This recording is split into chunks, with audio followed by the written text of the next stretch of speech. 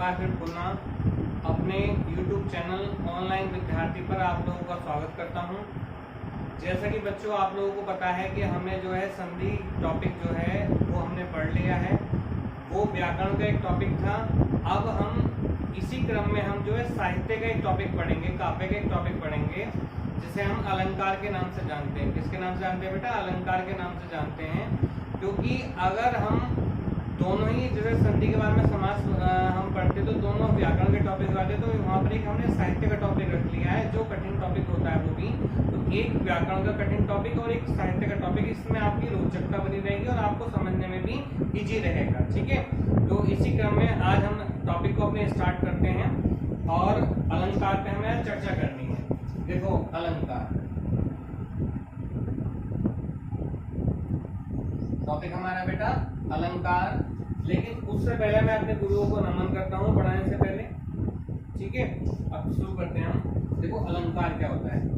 देखो अलंकार का जो सर्वप्रथम अलंकार की जो चर्चा की है, जिस आचार्य ने सर्वप्रथम अलंकार की चर्चा की है, उस आचार्य को हम भली भांति अच्छे से जानते हैं और आप लोगों को भी शायद ज्ञात भी होगा और आपको पता भी होगा उस आचार्य का नाम क्या है, बताइए। ठीक है, मैं बताता हूँ। उस आचार्य का नाम है बेटा आचार्य भामा। क्या नाम है बेटा? आचार्य भामा। इनकी पुस्तक है काव्यालंकार।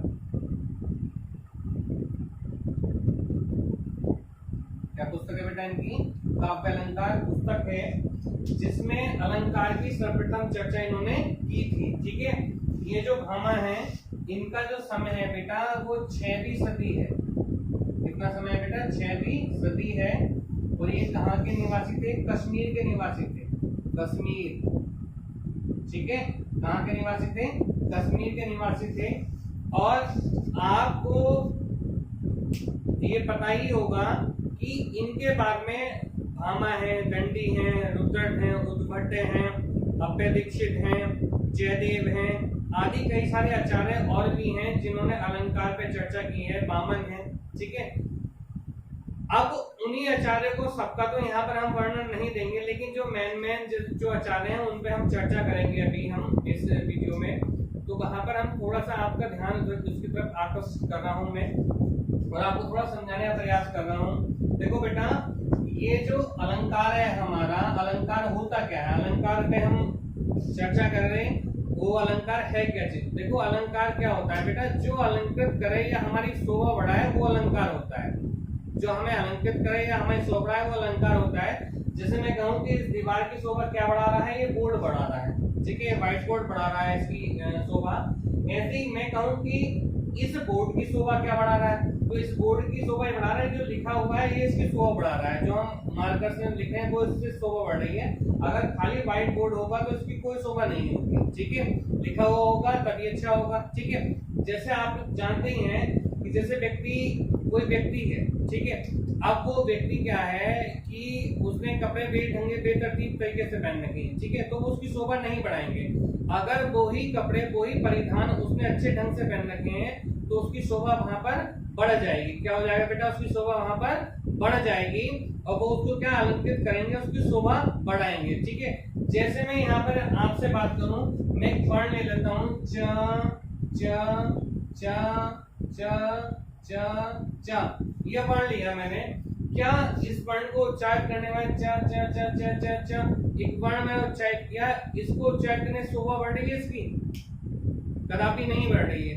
अगर मैं इसे काव्यगत रूप से प्रस्तुत कर दूं, जैसे मैं कहूं कि चंदू के चाचा ने चंदू की चाची को चांदनी रात में चांदी की चम्मच से चटनी चटाई। ठीक है, तो यहाँ पर इसकी शोभा बढ़ रही है। ठीक है, चीज वही है लेकिन इसको व्यवस्थित ढंग से प्रस्तुत किया गया है। जैसे हम बात करें कि कोई स्त्री है, वो अपने पति से कहती है कि खाना खा लीजिए, खाना खा लीजिए। बड़े तमीज से और तहजीब के साथ में प्रस्तुत करके अपनी बात को रखती है कि खाना खा लीजिए।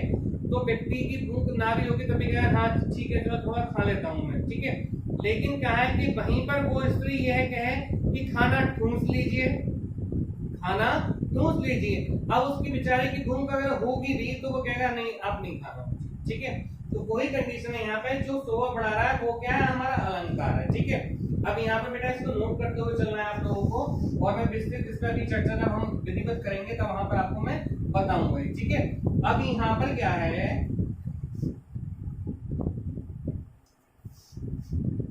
यहाँ पर ये जो आचार्य हैं भामा, इन्होंने अलंकार के संदर्भ में कथन कहा है। वो कथन क्या है, आचार्य भामा का कथन है, वो इन्होंने क्या कहा है कि ना कांतामपि निर्भूषम विभाति वनिता मुखम, ये इन्होंने कथन कहा है, ठीक है। ये इन्होंने कथन यहाँ पर कहा है।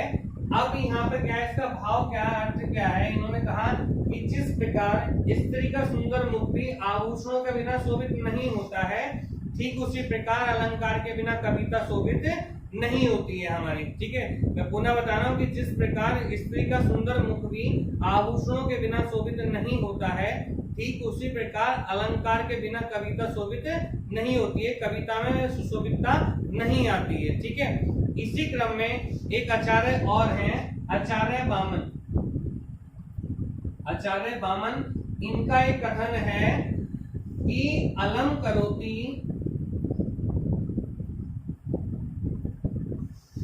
इति अलंकार।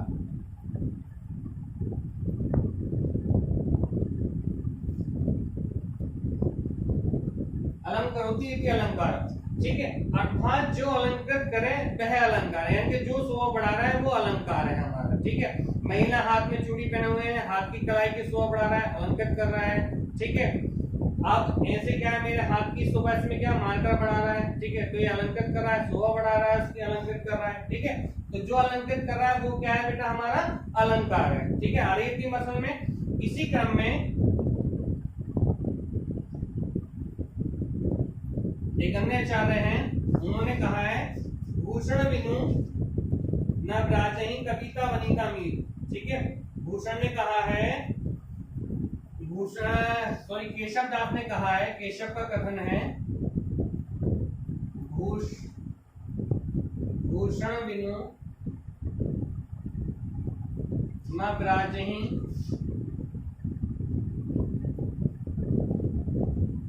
कविता वनिता मित्र, कि भूषण के बिना सुशोभित नहीं हो सकती कविता, वनिता स्त्री और मित्र, ठीक है। ये चीज सुशोभित नहीं हो सकती किसी भूषण आभूषण के बिना, सुशोभितता के बिना, ठीक है। मित्र के लिए भी वही है, स्त्री के लिए वही है, ठीक है। और कविता के लिए अगर अच्छे वर्णों का तुकबंदी नहीं होगी, अच्छे वर्णों का समन्वय नहीं होगा, अच्छे शब्दों का समन्वय नहीं होगा, तो वहां पर अलंकार वहां पर नहीं होगा, ठीक है। अब यहाँ पे 3 कथन है, तीनों ही कथन इंपॉर्टेंट है, कभी कभी कथन पूछ लेता है कि किस राइटर्स के हैं, तो इन तीनों का आप स्क्रीनशॉट कर ले लीजिए और इनको नोट कर लेना साथ में, ठीक है। अब देखो मैं यहाँ पर बात करता हूँ अलंकार है क्या, अलंकार है क्या, और उसको थोड़ा सा हम चर्चा करते हैं हम यहाँ पर, ठीक है। देखो मैंने यहाँ पंक्ति लिखी है, उसकी आंखों से आंसू बह रहे थे, उसकी आंखों से आंसू बह रहे थे। फिर दूसरे नंबर की पंक्ति दे दी मैंने कि सावन के बादलों से उसकी आंखें बरसने लगी। सावन के बादलों से उसकी आंखें बरसने लगी। फिर तीसरी पंक्ति फिर मैं यहाँ पे दे रहा हूं, पति को छोड़कर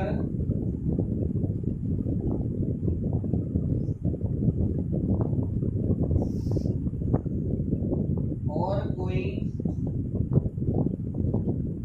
वर ले लो,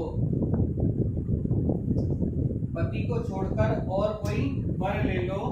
फिर चौथी पंक्ति फिर मैं लिख रहा हूं, वर को छोड़कर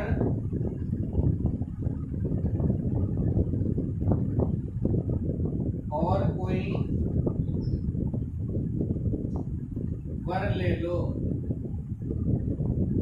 ठीक है, ये पंक्ति मैंने यहाँ लिख दी है। अब बेटा आप लोगों को बताना है कि इन दोनों पंक्ति में, इसमें और उसमें, पहली में और दूसरी में, इन दोनों में से आपको एक पंक्ति का चयन करना है और बताना है कि इन दोनों में कौन सी पंक्ति आपको अच्छी लग रही है। ऐसे ही तीसरी और चौथी पंक्ति से भी आपको एक पंक्ति का चयन करना है और बताना है कि कौन सी पंक्ति आपको ज्यादा अच्छी लग रही है। ठीक है, आंसर दो जल्दी से। ठीक है, देखो बहुत अच्छा आंसर है आपका। देखो यहाँ पे क्या है कि दूसरी पंक्ति और चौथी पंक्ति ज्यादा सुंदर लग रही है, चीज वही है, लेकिन क्या है उसको कवि ने जो है अच्छे ढंग से प्रस्तुत किया है। जैसे कोई स्त्री है, कोई नायिका है, वो रो रही है, उसका बना कि उसकी आंखों से आंसू बह रहे थे, उसकी आंखों से आंसू बह रहे थे। ये एक सामान्य बात है, लेकिन क्या है कि कवि ने उसी चीज को ही अपने ढंग से प्रस्तुत किया है। ठीक है, जैसे खाना होता है, खाने में एक भड़का हल्का सा तड़का लग जाए देसी घी का तो उसकी खुशबू महक जाती है। खाना वही है, लेकिन क्या है एक अगर ऊपर से उसके बाद में एक भड़का लग जाए तो उसमें और अच्छी सुंदरता आती है, अच्छी खुशबू महक आ जाती है। ठीक उस प्रकार कवि ने उसी बात को कहा है कि सावन के बादलों सी, ठीक है, सावन के बादलों सी उसकी आंखें बरसने लगी।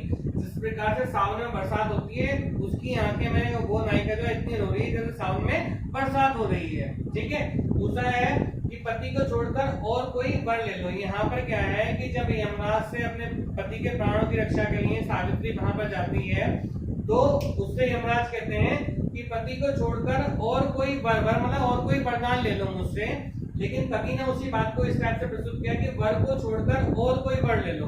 वर मीन्स वरदान, ठीक है, वर मीन्स पति भी होता है कि पति को छोड़कर और कोई पति ले लो। विशाल मेगा मार्ट में सेल लग रही है, ऐसा पॉसिबल नहीं है। तो यहाँ पे क्या है, कहने का ढंग क्या है, उसको अच्छी तरीके से प्रस्तुत किया गया, अच्छी तरीके से परोसा गया है। ठीक है, तो यहाँ पर क्या है बेटा, हमारा ये अलंकार की भूमिका यहाँ पर थोड़ी सी बनती हुई नजर आ रही है। आपको दिखाई दे रहा होगा कि इसमें ये पंक्ति अच्छी लगी, इसमें ये पंक्ति, क्योंकि यहाँ पे काव्य का जो भाव है, विभाव है, उन सबको जोड़ के यहाँ पर उसको अच्छे ढंग से प्रस्तुत किया गया है। ठीक है, आगे प्रश्न में, ठीक है, आगे बढ़े।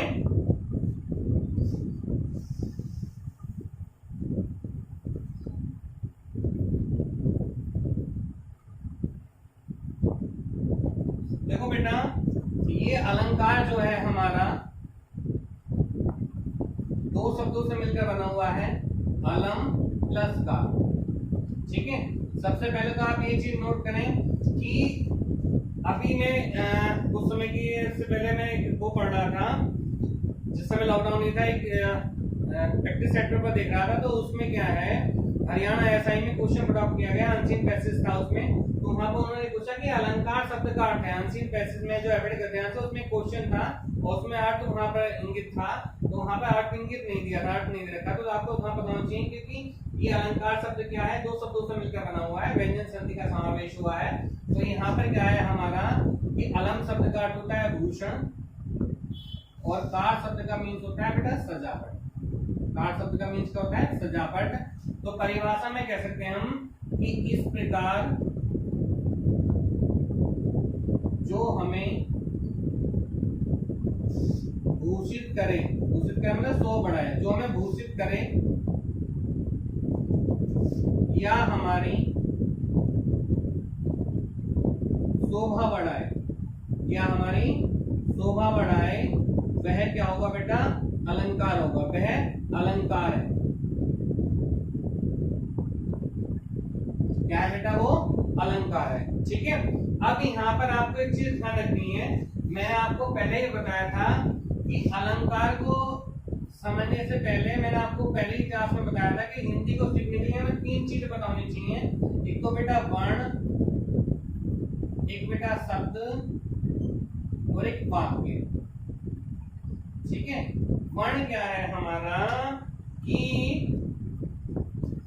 जैसे आ क्या है हमारा, एक वर्ण है, एक से अधिक वर्ण के मिल से बनता है शब्द। जैसे कहते हैं आ प्लस वा, मिलके क्या बन गया बेटा, अब क्या बन गया हमारा, एक शब्द बन गया।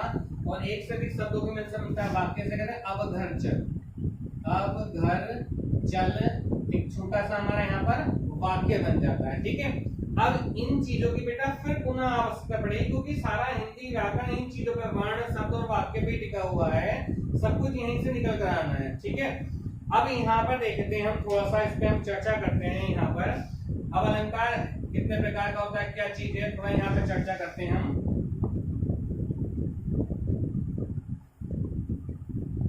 एक फ्रेमिंग कर लेते हैं उसकी।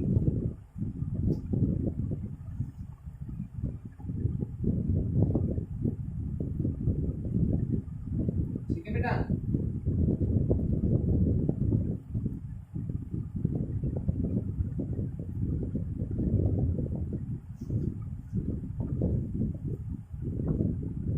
अलंकार बेटा हमारा 3 प्रकार का होता है। कितने प्रकार का? 3 प्रकार का होता है।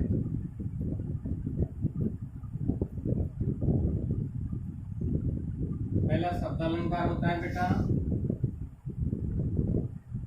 दूसरा अर्थ अलंकार होता है, और तीसरा जो होता है बेटा वो होता है उभय अलंकार। शब्द अलंकार, अर्थ अलंकार और उभय अलंकार। ठीक है, अब यहाँ पर क्या है कि शब्द अलंकार भी हमारा 7 प्रकार का होता है, लेकिन हमें क्या है 7 प्रकार में नहीं जाना है, हमें महत्वपूर्ण पर चर्चा करनी है, क्योंकि जब हम अगली क्लास जब हम रखेंगे टीएससी पीएचडी में, वहां पर हमें डीपली जाना होगा। हमें यहाँ पर इसकी जो है टॉपिक की गठरी बना के आपको सर पे नहीं रखनी है, हमें कम में और अधिकतम, ठीक है, कम प्रयास में अधिकतम हमें ज्ञान मिले और अधिकतम हम पेपर्स को सॉल्व कर सकें, उसके अकॉर्डिंग मैं आपको यहाँ पे बता रहा हूँ, शॉर्ट में सारा बता रहा हूँ। और उससे शॉर्ट भी नहीं कर सकते, पर्याप्त है आपकी परीक्षाओं के लिए, जो आने वाली आपकी परीक्षाएं हैं उनके लिए पर्याप्त है, और उसमें हम बात कर रहे हैं। देखो शब्द अलंकार में क्या होता है बेटा, सबसे पहला प्रकार होता है बेटा अनुप्रास अलंकार।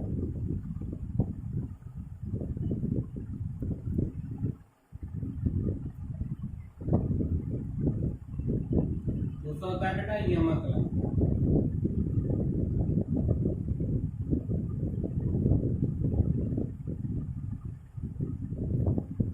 श्लेष अलंकार। बेटा वक्रोक्ति अलंकार।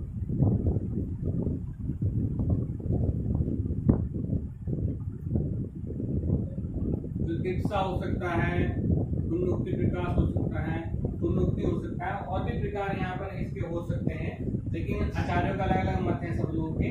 लेकिन क्या है कि मोस्टली हमारे 7 प्रकार होते हैं, जिसमें से हमें 4 को यहाँ पर हमें देखना है। तो अब हम शब्द अलंकार होता क्या है कि जहाँ पर काव्य में शब्द के माध्यम से चमत्कार उत्पन्न होता है, वहां पर शब्द अलंकार होता है। और अर्थ अलंकार क्या होता है, जहाँ पर काव्य में शब्द और अर्थ से अतिरिक्त क्या है, अर्थ के माध्यम से परिवर्तन होता है, तो वहां पर क्या होता है, अर्थ अलंकार होता है। एक बार पुनः बता रहा हूँ, अर्थ अलंकार क्या होता है कि जहाँ पर काव्य में अर्थ के माध्यम से चमत्कार उत्पन्न होता है, वहां पर क्या होता है, अर्थ अलंकार होता है। ठीक है, इसके बेटा 100 से भी ज्यादा प्रकार है। कितने? 100 से भी ज्यादा प्रकार है। ठीक है, और एक्चुअल पूछेगा तो कितने? 125 प्रकार आचार्य लोग मानते हैं। ठीक है, उसमें भी अलग अलग लोगों के अलग अलग मत हैं, कि किसी ने 68 माने, किसी ने 63 माने, किसी ने 75 माने, किसी ने 77 माने, सब लोगों के अलग अलग मत हैं वहां पर। अब यहाँ पर क्या है कि ये 125 प्रकार जो है बेटा, ये तो मेरे को भी याद नहीं है, बेकार मैं आपसे कह दूं कि 125 के 125 प्रकार मेरे को पता होंगे, मेरे को पता भी बिल्कुल नहीं पता है। लेकिन क्या है कि इसमें जो महत्वपूर्ण है और महत्वपूर्ण में से भी और शॉर्ट में जो है, ठीक है, उन पे मैं अभी यहाँ पे चर्चा करूंगा। उसमें शॉर्ट में हम जाएंगे, इतना ज्यादा मैंने भी इतना वो नहीं कर रखा है, इतने क्योंकि इसका प्रमाण हमें ज्यादातर मिल नहीं पाता है, तो वहां पर हमने इतना इसको नहीं देख रखा है। लेकिन यहाँ पे क्या है कि महत्वपूर्ण अलंकार को हम यहाँ पर इस वीडियो में हम समाहित करेंगे, इस वीडियो में यहाँ पर समझेंगे। अब देखो यहाँ पर मैं आपसे एक बात कहता हूँ कि मैंने एक शब्द लिखा अश्व। क्या इस अश्व शब्द को जानते हैं आप? अश्वेंज क्या होता है? घोड़ा। ठीक है, अगर मैं यहाँ पे कहूँ कि मैं किसको अश्व न कहकर किसी का नाम मैंने अयश्व कर दिया, क्या कर दिया बेटा? अयश्व कह दिया। अश्व की जगह क्या कह दिया? अयश्व कह दिया। तो देखो यहाँ पर इसकी ट्रिक बन जाएगी। आ पर हो गया बेटा अनुप्रास, या पर हो गया यमक, शा पर हो गया श्लेष, और वा पर हो गया वक्रोक्ति। क्या हो गया बेटा? वक्रोक्ति। अनुप्रास, यमक, श्लेष और वक्रोक्ति, इसे अश्व से।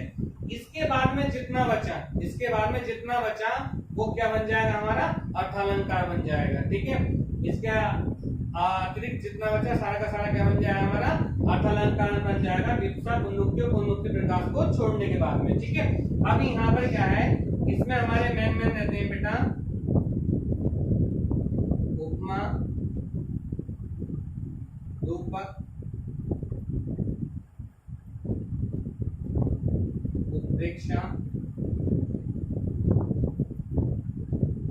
अतिशयोक्ति,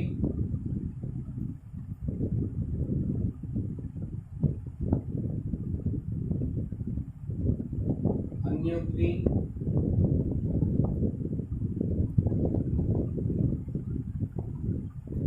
मानवीकरण,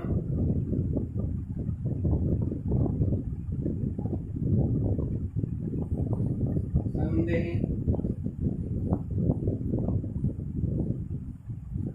भ्रांतिमान, विभावना,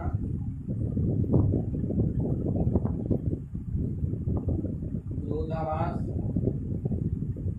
असंगति, दृष्टांत, ब्याज, स्तुति, उल्लेख, ठीक है, आदि बहुत सारे अलंकार यहाँ बन जाएंगे, लेकिन हमें इतना पढ़ने की आवश्यकता नहीं, इतना ही हमारे लिए पर्याप्त है। ठीक है, अब यहाँ पर क्या है हमारा, मैं फिर बता रहा हूँ कि वर्ण शब्द और इन सब का खेल हो रहा है। देखो अनुपात अलंकार में क्या होता है आपको, देखो मैं यहाँ पर शॉर्ट में बता रहा हूँ। अनुपात अलंकार में क्या है बेटा, वर्ण की आवृत्ति होती है। क्या होती है बेटा, वर्ण की आवृत्ति होती है।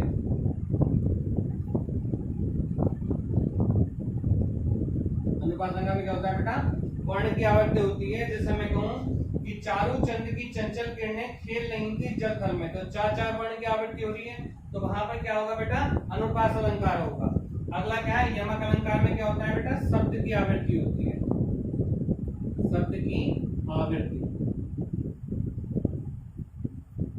लेकिन शब्द के अर्थ अलग होते हैं, लेकिन शब्द के अर्थ भिन्न होते हैं। लेकिन शब्द के अर्थ क्या होंगे बेटा, भिन्न होते हैं, अलग होते हैं। शब्द के अर्थ क्या होते हैं, भिन्न होते हैं। ठीक है, श्लेष में क्या होता है, श्लेष में होगा, जैसे यमक में क्या होगा, जैसे मैं कहूँ कि कनक कनक के सोगुनी मादक का अधिका है, बा खाए बोरा है जग या पाए बोरा है, तो एक कनक का मीन सोना, एक कनक का मीन धतूरा। ठीक है, दूसरा उदाहरण लेते हैं, काली घटा का घमंड घटा, घटा घटा शब्द दो बार आ गया, एक घटा का मीन बादल, दूसरे घटा का मीन कम होना। काली घटा का घमंड घटा, न मंडल तारक बन निकले, जब आकाश में तारकों का समूह आ गया तो उसका महत्व कम हो गया यहाँ पर। ठीक है, अगला क्या, श्लेष। श्लेष शब्द का अर्थ होता है चिपकना, यह ध्यान रखना बेटा, श्लेष शब्द का अर्थ क्या होता है, चिपकना, यानी कि ये जो आपके साथ में शब्द के अर्थ को चिपकाए हुए रहता है। एक कवि है, उन्होंने कहा है कि बेटा जब शब्द हो एक, बेटा जब शब्द हो एक और अर्थ निकले अनेक, जब बेटा शब्द हो एक और अर्थ निकले अनेक, तो समझो बच्चों अलंकार श्लेष, तो वहां पर श्लेष अलंकार होता है। तो समझो बच्चों अलंकार श्लेष, वहां श्लेष अलंकार होता है। ठीक है, तो यहाँ पे देते हैं बेटा शब्द एक लेकिन शब्द के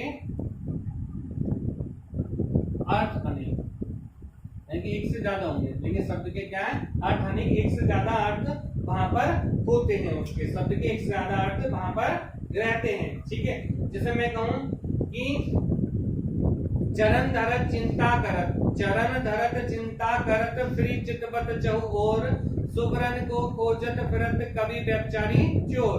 मैं पुनः बोल रहा हूँ कि चरण धरत चिंता करत, फिर चितवत चहु और, सुबरन को खोजत फिरत कवि व्यभिचारी चोर। ठीक है, चरण धरत चिंता करत, फिर चितवत चहु और, सुबरन को खोजत फिरत कवि व्यभिचारी चोर। तो यहाँ पे क्या है, सुबरन शब्द है, सुबरन शब्द के तीन अर्थ निकल कर रहे हैं, कवि के, व्यभिचारी के और चोर के संदर्भ में। सुबरन शब्द का सुवर्ण मतलब कवि के लिए अच्छे वर्ण, और व्यभिचारी के लिए सुवर्ण मतलब सुंदर स्त्री। ठीक है, और चोर के लिए सुवर्ण में सोना। ठीक है, तो वहाँ पे क्या श्लेष अलंकार है। अभी जब हम विस्तृत करेंगे तब इसकी चर्चा हम वहाँ पर करेंगे, आपको परेशान होने की कोई आवश्यकता नहीं है। अगला होता है बेटा वक्रोक्ति अलंकार। क्या होता है वक्रोक्ति अलंकार, बताइए जल्दी से कमेंट बॉक्स में कि वक्रोक्ति शब्द में कौन सी संधि है, वक्रोक्ति शब्द में कौन सी संधि है, दीर्घ है, गुण है, यण है या वृद्धि है, बताइए जल्दी से, दीर्घ गुण यण वृद्धि बताइए, या एक क्वेश्चन और बनाइए, स्वर संधि है, व्यंजन है या विसर्ग है? स्वर, व्यंजन, विसर्ग, दो क्वेश्चन बन गए आपके।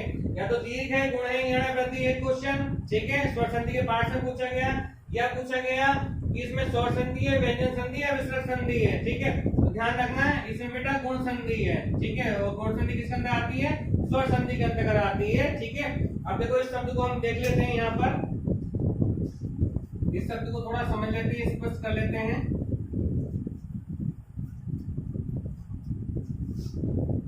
ये सब दो शब्दों से मिलकर बना हुआ है, वक्र प्लस उक्ति। आ और ओ मिलकर क्या बन जाता है? ओ बन जाता है। गुण संधि का नियम है, कल मैंने आपको बताया था।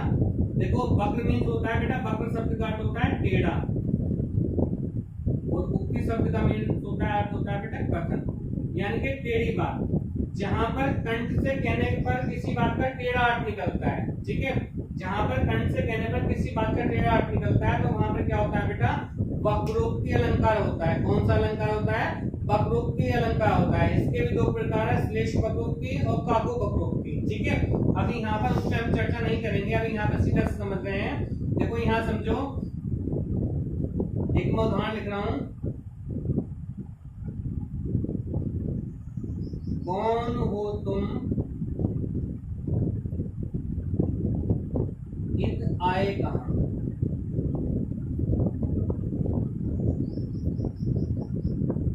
घनश्याम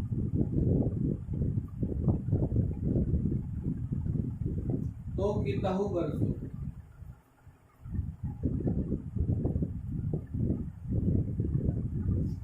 पंक्ति है, कौन हो तुम, इत आए कहां, घनश्याम तो कितहु बरसो। मैं देख रहा हूं पटको ने वीडियो।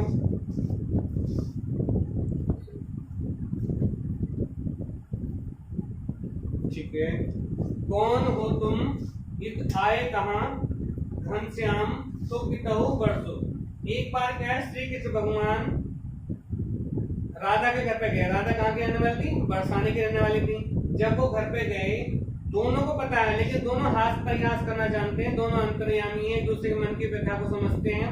लेकिन क्या है, हास वृतांत का वहां पर थोड़ा सा संदेह है। दूसरा क्या है कि वहां पर क्या है, कहना कुछ चाह रहा है, लेकिन अर्थ क्या उसका टेढ़ा निकल कर रहा है, ठीक है।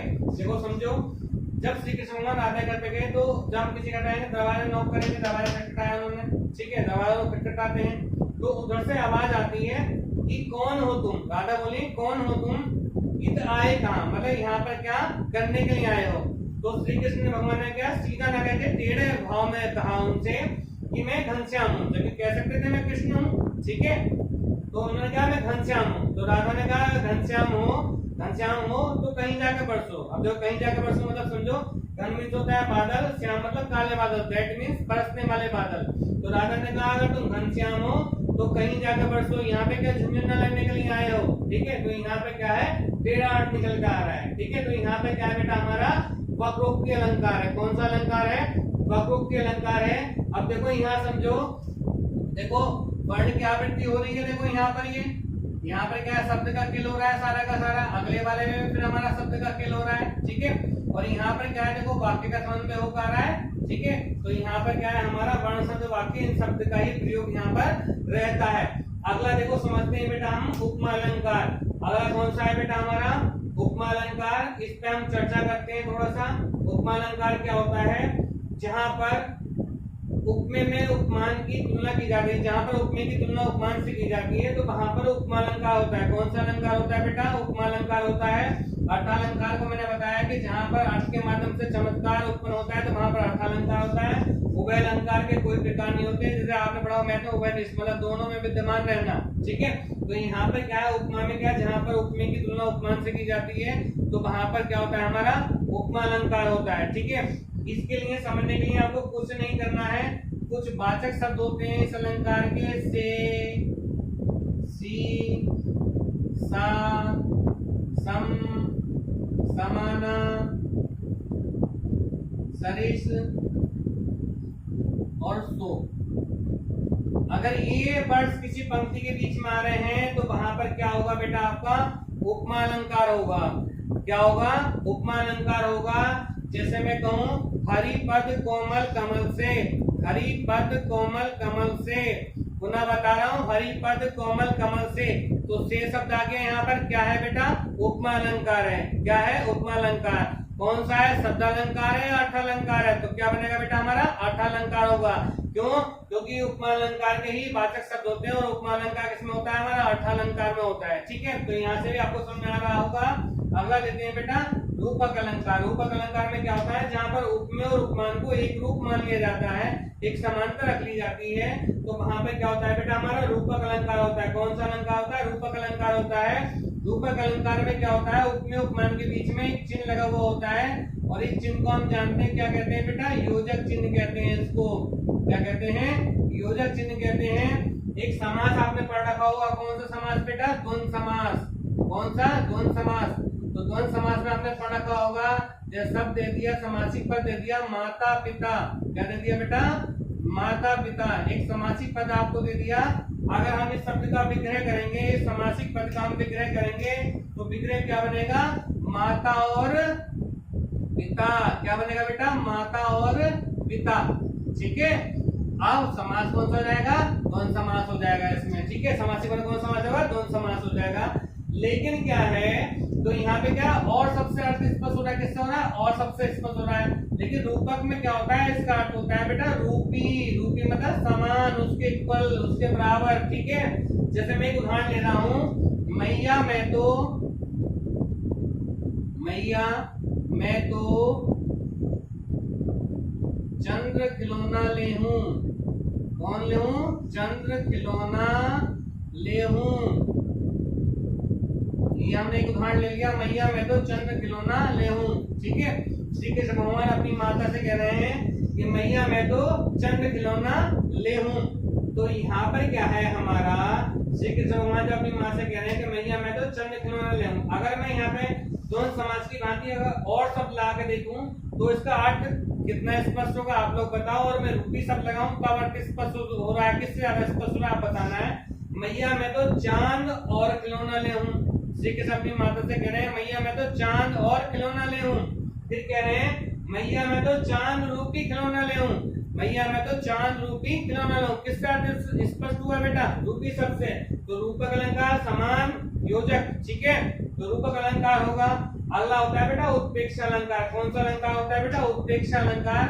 इसमें क्या होता है, वो जहां पर उपमेय में उपमान की संभावना या कल्पना कर ली जाती है, जहां पर उपमेय में उपमान की संभावना या कल्पना कर ली जाती है, तो वहां पर उत्प्रेक्षा अलंकार होता है। इसके वाचक शब्द होते हैं बेटा मन, मना, मानो, मनः, मनहु, जन, जनो, जानो, जनहु। ठीक है, आदि इसके वाचक शब्द होते हैं। जैसा आपने पढ़ा होगा कि सोह दौड़े पीठ पटु श्याम चलो ने गात, मनो नीलमणि सैल पर आता परियो प्रभात। पुनः बता रहा हूँ, सोह दौड़े पीठ पटु श्याम चलो ने गात, मनो नीलमणि सैल पर आता परियो प्रभात।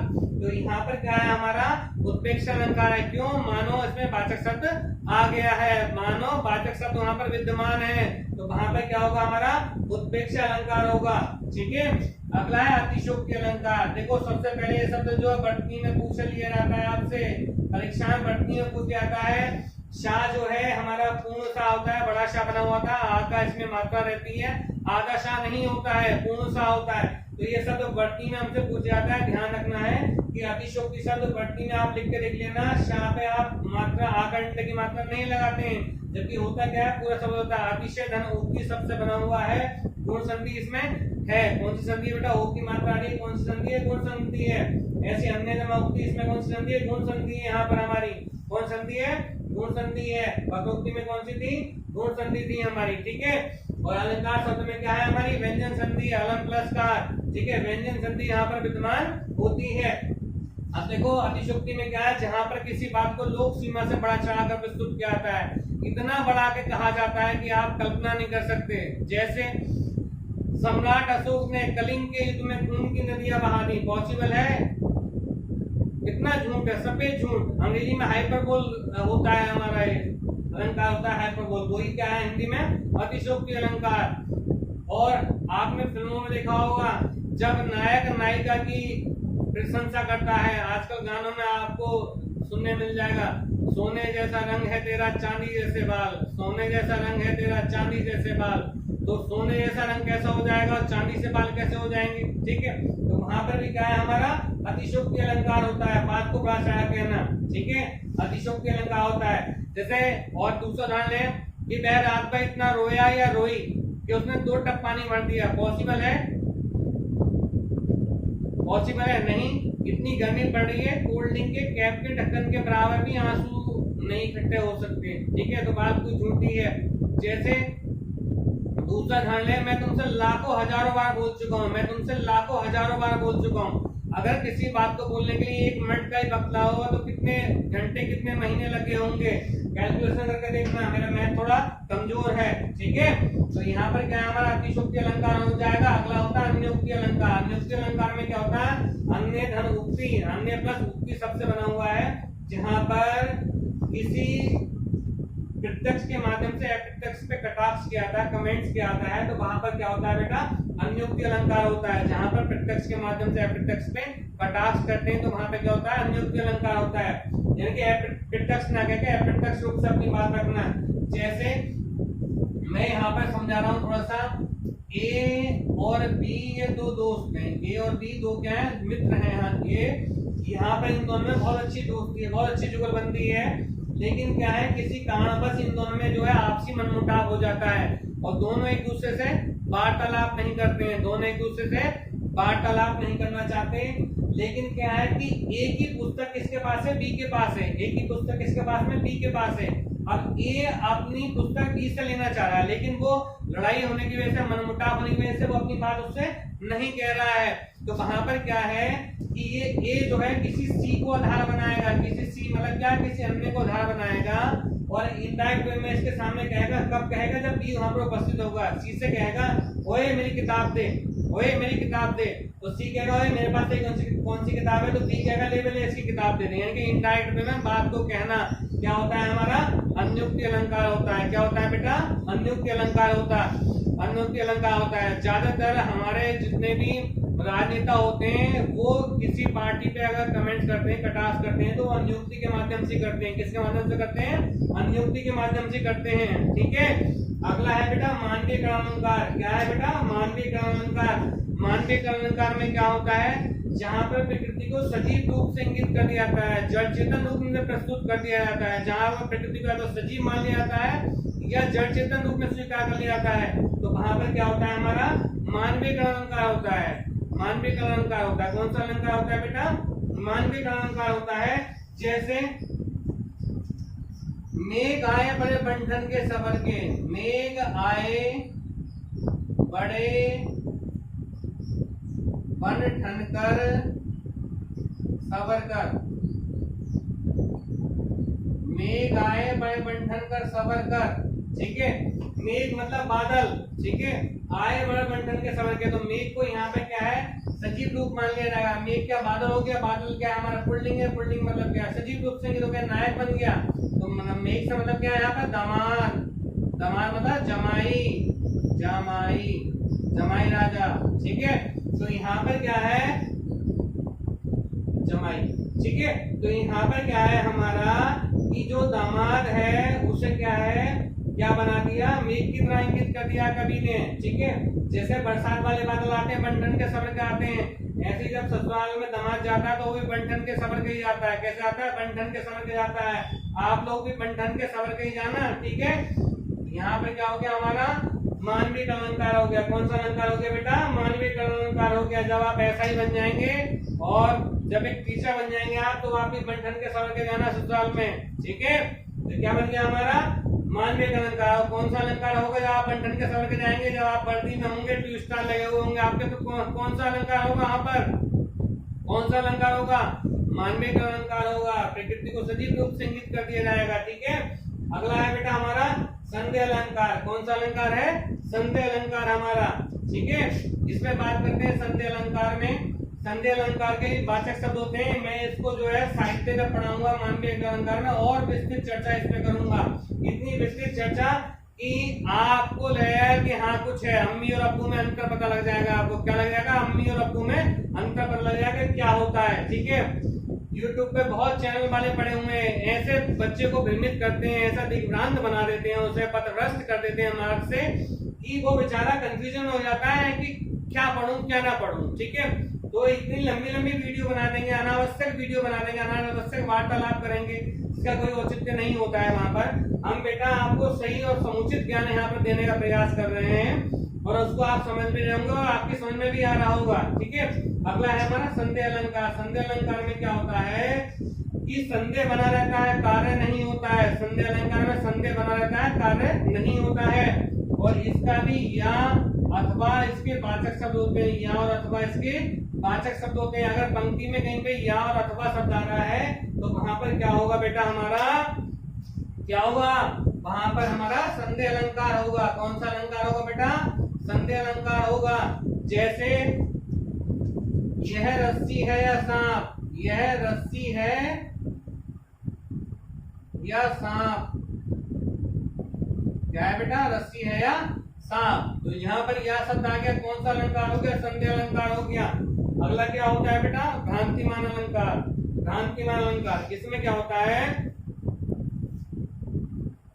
भ्रम की स्थिति में भी कार्य हो जाता है, भ्रम की स्थिति में भी कार्य हो जाता है। ठीक है, इसमें कार्य नहीं होगा संदेह में, भ्रांतिमान अलंकार भ्रम की स्थिति में भी कार्य हो जाएगा। ठीक है, जैसे मैं यहाँ पे एक पंक्ति लिख रहा हूं,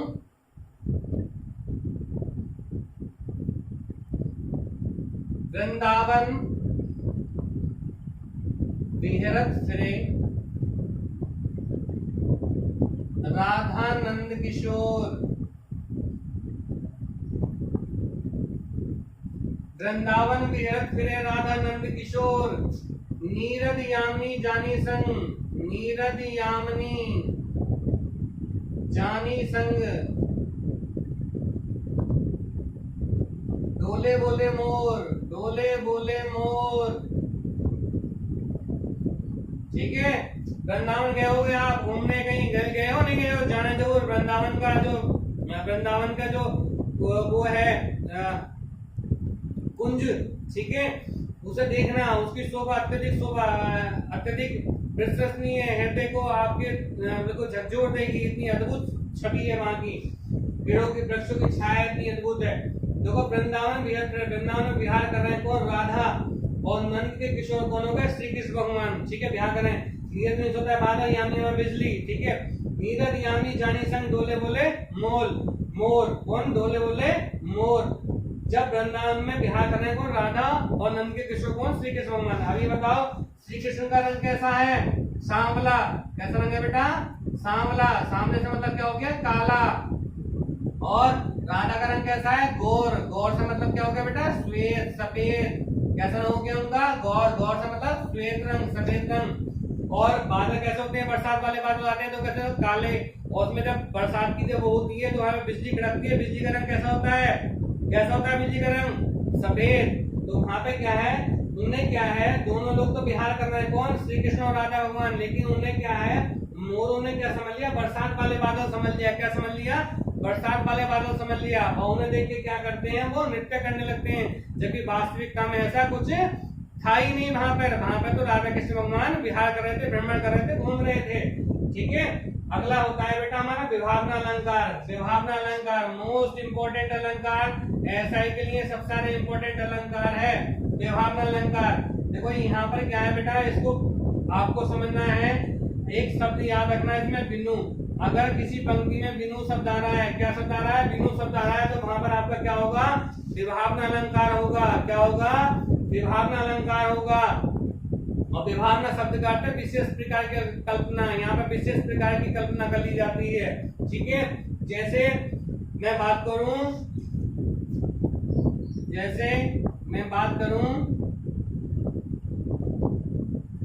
बिनु पद चले सुने बिनु काना, बिनु पद चले सुने बिनु काना, कर बिनु करम करे विधि नाना, कर बिनु करम करे विधि नाना, आनंद रहित सकल रस भोगी, आनंद रहित सकल रस होगी, बिनु वाणी वक्ता बड़ जोगी। बिना वाणी के क्या, बहुत बड़ा वक्ता है, बहुत बड़ा विद्वान है। तो बिनु शब्द आ गया, कौन सा हो गया बेटा, विभावना अलंकार हो गया। कौन सा अलंकार हो गया, विभावना अलंकार हो गया।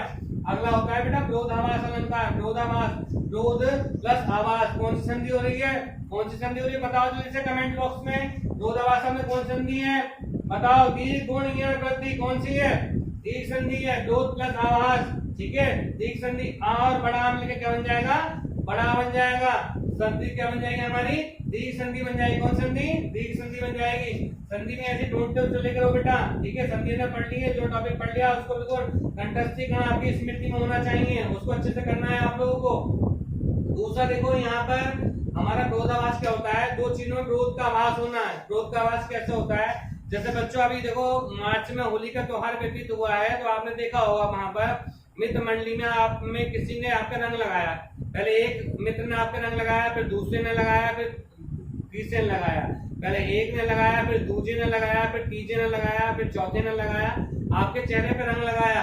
अब ये देखो कि जब पहले व्यक्ति ने रंग लगाया, ठीक है, फिर दूसरे ने लगाया, तो आपके मुंह का रंग जो है ज्यादा हो रहा है या कम हो रहा है, ज्यादा हो रहा है ना, चढ़ रहा है ना आपका रंग। ऐसी चीज क्या है कि इसमें क्या होता है, कोई व्यक्ति रंग लगा रहा है तो उसमें रंग क्या होगा, साफ होगा, अपना चेहरा उसका उजला होगा, वो चल जाएगा, ठीक है। तो ये क्या होता है, विरोधाभास अलंकार होता है। जैसे जैसे मैं एक उदाहरण देकर समझा रहा हूँ, यहाँ पर बहुत अच्छा उदाहरण है।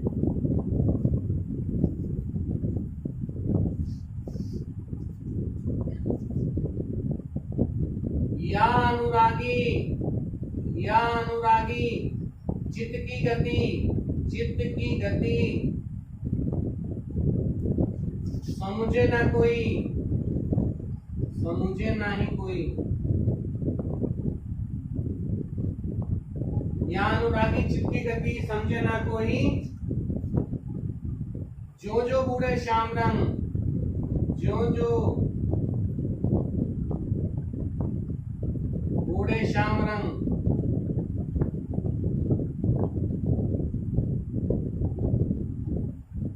क्यों तो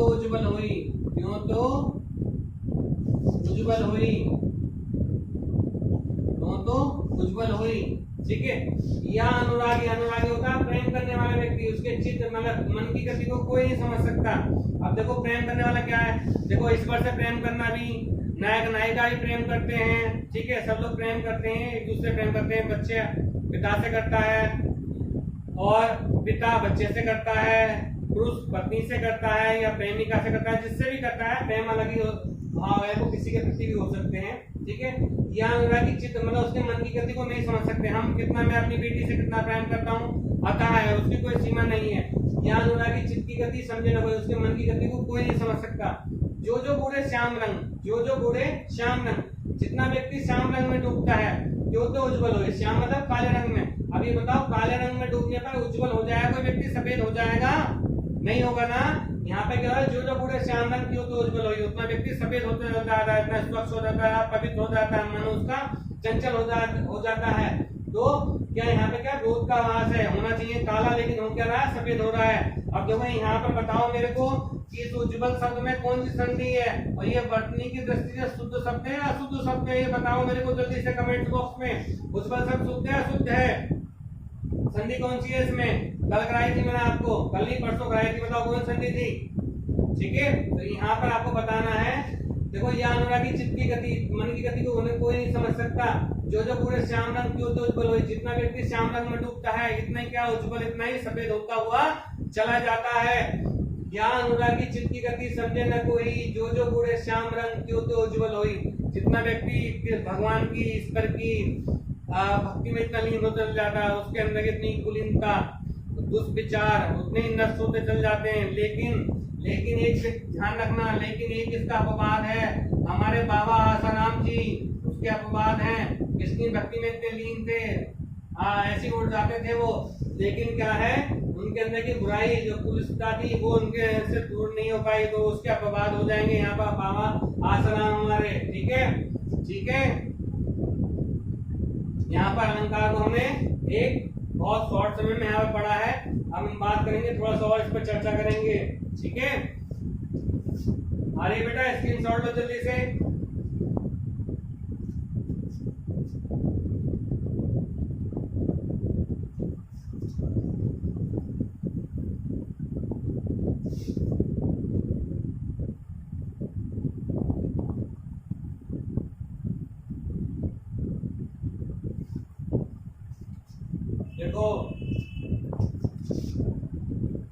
ये अनुप्रास अलंकार भी आपका 5 प्रकार का हो जाएगा। कितने प्रकार का हो जाएगा बेटा? 5 प्रकार का हो जाएगा। ये अनुप्रास अलंकार 5 प्रकार का हो जाएगा।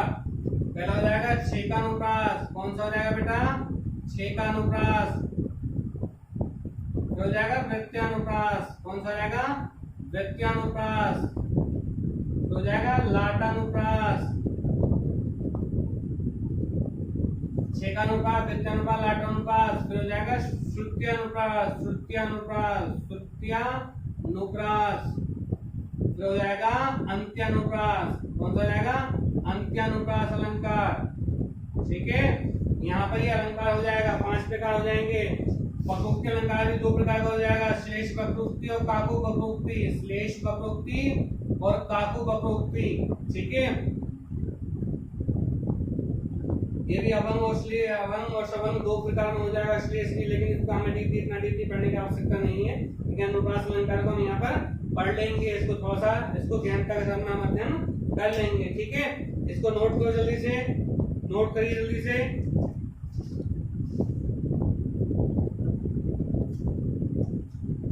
ठीक है बेटा, आज हमने इतना शॉर्ट में पढ़ा है, कल हम इस पे थोड़ी चर्चा करेंगे अब अगली वीडियो में। ठीक है, आज के लिए इतना ही। धन्यवाद, नमस्कार।